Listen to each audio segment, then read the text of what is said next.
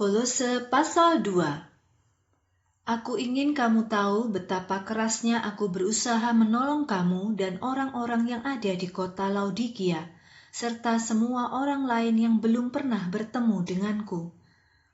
Aku ingin agar mereka dikuatkan dan bersatu dalam kasih. Dengan begitu, mereka dapat memiliki kekayaan yang terdapat dalam pengertian yang sempurna, sehingga mereka dapat mengetahui rahasia Allah, yaitu Kristus. Di dalam Kristus tersembunyi semua hikmat dan pengetahuan yang sangat berharga.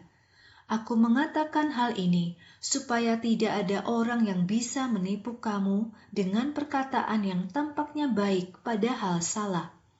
Sebab meskipun jauh darimu, aku selalu bersamamu dalam roh. Aku senang melihat hidupmu yang teratur dan imanmu yang kuat dalam Kristus. Teruslah mengikuti Kristus Yesus. Kamu sudah menerima Kristus Yesus sebagai Tuhan. Karena itu, teruslah hidup di dalam Dia. Kamu harus berakar dan dibangun di dalam Kristus serta teguh dalam keyakinanmu. Ikutilah ajaran yang sudah kamu terima dan jangan berhenti mengucap syukur kepada Allah. Berhati-hatilah supaya jangan ada yang menyeret kamu melalui filsafat-filsafat yang kosong dan menipu. Ajaran-ajaran itu bukanlah dari Kristus, tetapi dari tradisi manusia dan berasal dari kuasa-kuasa roh yang dari dunia ini. Karena semua kesempurnaan Allah tinggal di dalam Kristus yang menjadi manusia. Kamu telah dipenuhi di dalam Kristus yang berkuasa atas semua penguasa dan pemerintah yang ada. Di dalam Kristus, kamu telah disunat, tetapi bukan sunat yang dilakukan oleh tangan manusia. Kamu disunat di dalam Kristus saat tubuhmu yang berdosa ditanggalkan dalam kematiannya. Kamu telah dikubur dalam baptisan dan dibangkitkan bersama-sama dengan Kristus. Kamu dibaptis melalui iman yang bekerja dalam kuasa Allah yang membangkitkan Kristus dari kematian. Ketika kamu mati dalam dosa-dosamu dan dalam hidupmu yang belum dibebaskan dari kuasa dosa, Allah memberimu hidup baru bersama Kristus. Ia telah mengampuni semua dosa kita. Kita sebenarnya telah melanggar hukum Allah, karena itu kita berutang kepadanya. Tetapi tuntutan atas utang itu telah dibatalkan karena Allah mengampuni kita. Ia memakukan tuntutan-tuntutan utang itu pada kayu salib. Dengan salib, Allah mengalahkan para pemerintah dan penguasa, dan Ia mempermalukan mereka melalui kemenangannya.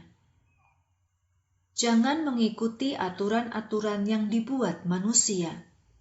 Jadi, jangan biarkan seorang pun mengaturmu dalam hal makanan dan minuman, hari-hari raya, perayaan-perayaan bulan baru, atau hari-hari Sabat. Semua ini adalah bayangan dari sesuatu yang akan datang, tetapi wujud sesungguhnya adalah Kristus. Banyak orang yang berpura-pura rendah hati dan menyembah para malaikat. Jangan sampai orang-orang seperti itu menggagalkan kemenanganmu. Orang-orang seperti ini membanggakan Orang-orang seperti ini membanggakan penglihatan-penglihatan mereka dan menyombongkan diri dengan pikiran-pikiran duniawi. Mereka tidak lagi berpegang pada kepala. Kristus adalah kepala dan seluruh anggota tubuh bergantung kepadanya. Karena Kristus, semua bagian tubuh saling memperhatikan dan saling menolong dan bertumbuh, karena Allah lah yang menumbuhkannya. Jika bersama Kristus kamu sudah mati terhadap kuasa-kuasa roh dunia ini, mengapa hidupmu seakan-akan masih dikuasai olehnya? Mengapa kamu tunduk pada aturan-aturan seperti jangan makan ini, jangan cicipi itu, jangan sentuh itu? Semua aturan itu tidak berlaku setelah digunakan. Aturan-aturan itu hanyalah perintah-perintah dan ajaran-ajaran yang dibuat manusia. Aturan-aturan itu terlihat bijaksana, Tetapi itu hanyalah ibadah yang dibuat sendiri untuk membuat mereka seakan-akan rendah hati dan menyiksa diri.